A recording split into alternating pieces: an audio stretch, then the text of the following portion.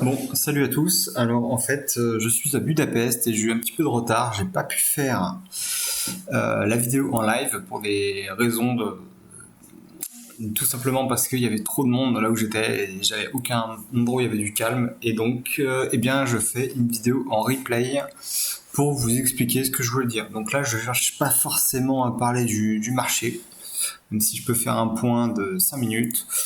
Et bien tout simplement pour l'instant, on est toujours dans une tendance baissière. Voilà. Donc si on prend juste mon graphe, on est sous les mâts de partout.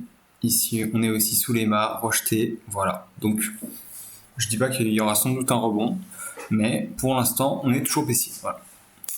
Pour revenir sur le sujet que je voulais aborder aujourd'hui, eh bien, le sujet que je veux aborder aujourd'hui, c'est parler de la micro et de la macro.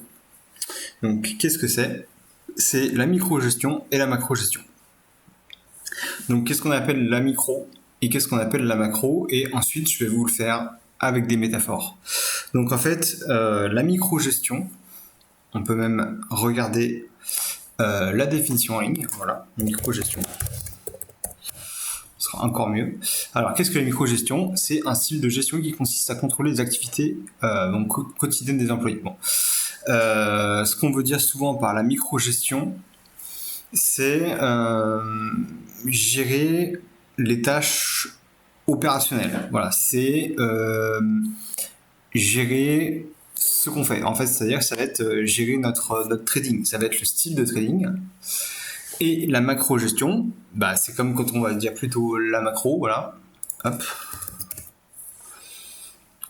Bon, voilà. Sinon, il y a ce site-là. Donc, en fait, on parle de leadership, etc. Mais la macro-gestion, ça va être plus gérer tout ce qu'il y a autour. Voilà, donc tout ce qu'il y a autour, ça va être, j'entends par là, la macro-gestion, ça va être gérer l'ensemble du trading, tous les paramètres, on va dire. Tous les paramètres, tout ce qui se passe. Et je vais vous expliquer ça avec des métaphores beaucoup plus simples. Donc, il y a la première métaphore qui me parle le plus. Ça va être, s'il y en a qui font des jeux vidéo, par exemple, moi j'aime bien League of Legends parce que League of Legends c'est un jeu extrêmement compétitif. Et en fait, ce qui se passe dedans, c'est que va y avoir des personnages qui sont faciles et on va avoir des personnages qui sont compliqués. D'une manière générale, voilà, sans rentrer trop dans les détails. Et en fait, qu'est-ce qui se passe? Eh bien, on a un jeu qui est déjà en soi très compliqué. Donc, comme on pourrait comparer ça au trading, le trading est déjà de base très compliqué. Voilà. Mais à l'intérieur de ce trading, on peut choisir quelle méthode on va choisir. Alors, est-ce qu'on va choisir une méthode simple ou une méthode plus compliquée? Ça, c'est à vous de voir. Mais c'est comme dans un jeu vidéo, voilà, dans League of Legends. Moi, j'ai toujours préféré choisir des personnages qui étaient très simples. Voilà. Tout simplement pourquoi? Bah parce que j'ai pas forcément envie de me concentrer sur des mécaniques extrêmement compliquées. Voilà. Parce que c'est pas, j'aime bien la simplicité. Moi, je préfère me concentrer sur tout ce qui va tourner autour. C'est-à-dire, dans les jeux, ça va être de vraiment bien gérer mon approche sur le jeu. Donc, ça va être notamment essayer,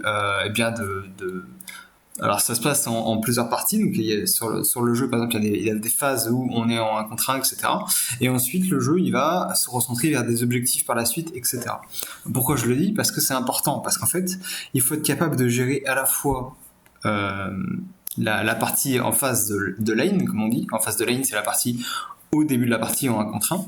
Et ensuite, le jeu, après, il va évoluer et on va jouer en équipe. Et le but, ça va être de prendre des objectifs. Voilà.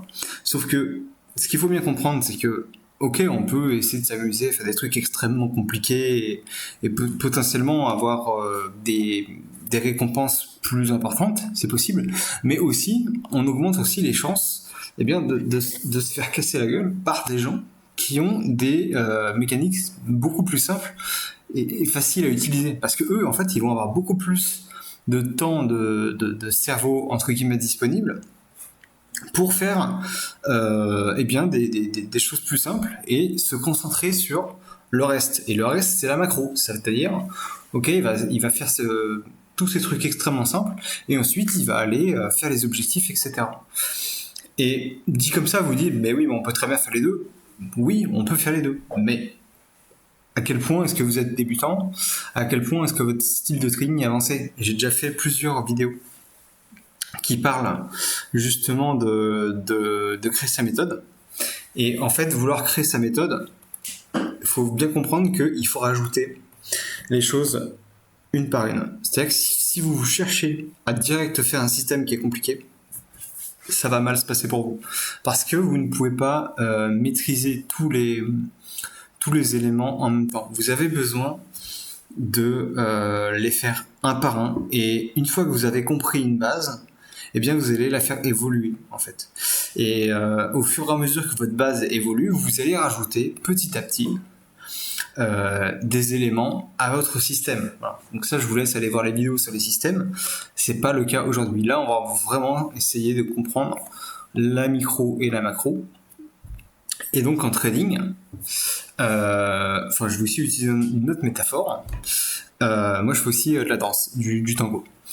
Et vous voyez, dans le tango, c'est exactement pareil. Il y en a la micro, il y en a la macro, en fait, on va dire. Dans la micro, qu'est-ce que je veux dire par là? Je vais utiliser notamment tout ce qui est très, très technique. Voilà. Il y a des gens qui adorent faire des pas extrêmement techniques, potentiellement beaux, mais aussi extrêmement difficiles à faire. Voilà. Et il y a autour de ça, il y a aussi tout simplement la danse, en fait, se concentrer sur la connexion, se concentrer sur la musique, être dans les temps, etc. Voilà. Donc il y a ces deux choses qui s'opposent. Donc le mieux, évidemment, c'est de savoir faire les deux. Mais moi, je peux vous le dire avec quasiment certitude, les gens, ils vont avoir plus, ils vont largement plus préférer quelqu'un qui se concentre d'abord sur la macro, donc c'est-à-dire respecter la sonorité, enfin la musique, et respecter, et bien tout simplement créer une connexion. C'est-à-dire que celui qui va faire des pas hyper compliqués tout seul dans son coin, il joue pas vraiment au jeu de la danse. Mais pourquoi je vous dis ça pour le trading? Mais c'est parce que c'est pareil, c'est-à-dire que si vous ne comprenez pas tout ce qui se passe au milieu du trading, pourquoi est-ce que, vous pensez que ça va bien se passer? En fait, il vaut mieux avoir une bonne connexion dans ce que vous faites, dans votre méthode, plutôt que d'essayer de faire des trucs extrêmement compliqués de partout. Et là, je vais vous donner des exemples plus simples. Voilà, par exemple, j'en sais rien. Vous voulez apprendre à trader là-dedans. Voilà. C'est pas des super conditions de trading. Hein. Mais imaginons, voilà, vous voulez trader ça. Soit vous pouvez vous amuser à aller trader que des trucs en zone extrême, c'est-à-dire, je sais pas, on prend le range. Voilà. On prend ce range là par exemple. Donc là on a la borne ici. Et là on aurait par exemple une borne là. Voilà. Même si moi je le vois pas vraiment comme ça le range, mais bon voilà, on va le prendre comme ça pour l'exemple. Voilà. La méthode la plus simple, ce serait par exemple d'acheter en haut, vendre en haut, acheter en bas, revendre en haut, etc. Bon voilà, ça c'est la méthode super simple. Voilà, c'est une méthode bête et méchante. Mais après, il y en a d'autres qui vont dire, ok, alors moi j'ai envie de m'entraîner sur le mid-range. Voilà. Donc, ok, bon là on rajoute le mid-range. Encore que c'est pas si compliqué, mais regardez déjà là, ça rajoute de la complexité, parce que là on se dit ah ouais tiens, on consolide dessus, ça va partir. Ah non, en fait ça repasse en dessous. Et là ça vient chercher bien en dessous. Donc là ça vous fait un stop loss, etc. Donc là, déjà celui qui s'amuse à trader là-dedans, déjà c'est un niveau, on va dire niveau 1, c'est vraiment acheter, vendre le haut et acheter le bas. Niveau 2, c'est déjà passer au milieu. Voilà déjà. Et ensuite, il y a le niveau 3, il y a des mecs qui se disent ok non, moi je veux pas trader le range, je veux apprendre à trader des mouvements comme ça. Voilà. C'est-à-dire que là, d'un coup, je veux apprendre à rentrer ici par exemple. Voilà. Ça se trouve, il y a des gens qui peuvent faire de l'argent en rentrant dans un truc comme ça. C'est possible. Sachez juste que si jamais vous vous entraînez sur des méthodes extrêmement compliquées comme celle-là, vous augmentez drastiquement vos chances de perdre. En fait, parce que si vous n'êtes pas expert là c'est par exemple la sortie du trading de news, plus de l'open interest, plus du range, plus en fait plus vous allez rajouter d'informations, et plus ça va être compliqué en fait. Et c'est ça en fait, c'est pour ça que j'aime bien faire des compas avec les jeux comme League of Legends. C'est que voilà, quand on va jouer un personnage extrêmement simple, on n'a pas besoin de se concentrer sur 50 facteurs. Et là dans le trading c'est pareil, c'est à dire que ici là, si on veut s'amuser à rentrer dans des mouvements compliqués comme ça, ben vous êtes obligé de prendre en compte une multitude de facteurs, alors que celui qui achète le range et qui vend en haut et qui achète en bas, franchement, il s'emmerde pas, quoi. Je veux dire, un enfant de 5 ans serait capable de comprendre ça. Et c'est ça, en fait, que je veux dire par là, c'est que vous avez plutôt intérêt, tant que vous n'avez pas un niveau qui est plus que correct, à vouloir faire des trucs pour enfants de 5 ans. Et vous allez me dire, mais pourquoi? Mais parce que c'est plus efficace. C'est plus efficace. Ne surestimez pas vos capacités. Ça, c'est très important. Et je peux vous dire que même d'excellents traders, ils vont adorer les trucs extrêmement simples. Voilà, parmi un des meilleurs traders que je connais, franchement, le gars, il se fait pas chier. Hein. Il prend la EMA 200, voilà, et regarde, on est au-dessus, en dessous, ok. Bah là, on est bien. Voilà, on vient de passer en dessous, on est bien. Voilà, regardez, hop, on a cassé, on est réintégré, on est bien, on est bien, on est bien.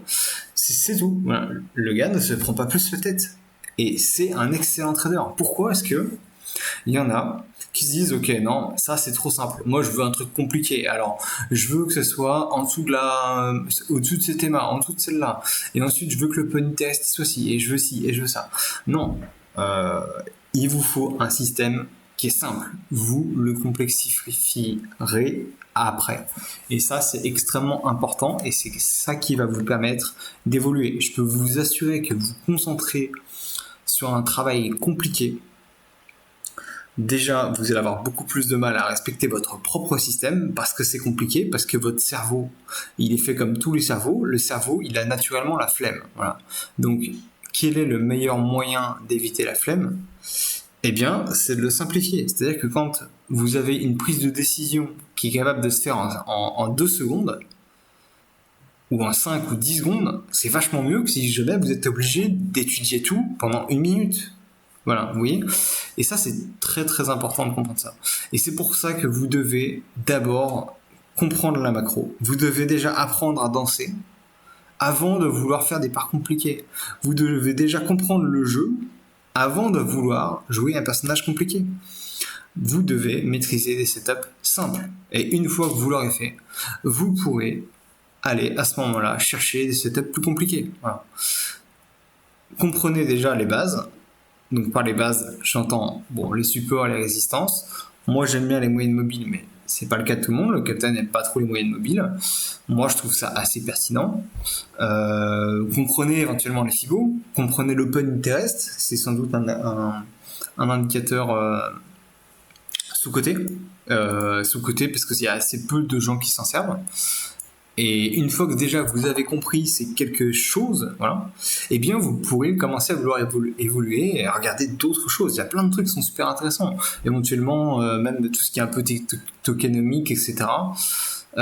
C'est tout un peu ce qu'est les analyses fondamentales. Les fondamentaux, ça c'est aussi très bien. Voilà. Mais n'allez pas vous aventurer dans des trucs beaucoup trop compliqués pour vous. Au début, vous allez y perdre de l'argent, à aller chercher la simplicité. C'est extrêmement important de chercher la simplicité avant d'aller vers la complexité. Voilà. C'est l'essentiel de ce que je voulais vous dire sur la micro, la macro. Et n'hésitez pas éventuellement à faire 2-3 recherches sur le sujet si vous ne connaissez pas. Et d'ailleurs, on parle même en économie, hein, micro-gestion, macro-gestion. Hein, quand on dit la macro, c'est tout ce qui tourne autour. Hein, c'est tout ce qui tourne autour du trading, les dynamiques de marché, etc. Tout ça, c'est hyper important de les comprendre. Si on ne comprend déjà pas la dynamique des marchés, comment vous voulez comprendre un setup en trade compliqué? C'est pas possible. Voilà, la dynamique des marchés, ça fait partie de la macro du trading. Voilà. C'est comprendre où on en est. Si on ne sait pas où on en est, comme dans la danse, hein, si on n'arrive pas à danser sur le son, on ne peut pas faire une bonne danse. Voilà. Et je peux vous le dire, moi j'adore danser de façon extrêmement simple, et pourtant on vient souvent me dire, bah voilà, finalement je danse pas si mal, et pourtant je fais que des pas de base, parce que c'est beaucoup plus efficace que celui qui veut faire une démonstration et qui va se foirer. Voilà. Parce que se foirer, ça la fout bien plus mal que tout simplement être connecté et faire ça comme il faut dans les règles. Voilà. Et c'est pareil pour le trading. Comprenez où vous en êtes, comprenez ce que vous faites, et faites-le bien avant d'essayer de faire des trucs compliqués. Sur ce, c'était rapide, c'était Fibou Starter, mais j'ai essayé de faire au mieux. Voilà, à plus tard. Au moins c'est concis. Dites-moi si vous préférez les sujets un peu plus concis, parce que j'essaie d'analyser un petit peu les données sur YouTube, donc n'hésitez pas à faire un petit commentaire sur YouTube pour me dire ce que vous en pensez, que ce soit plus court mais plus concis. Voilà, à plus la team.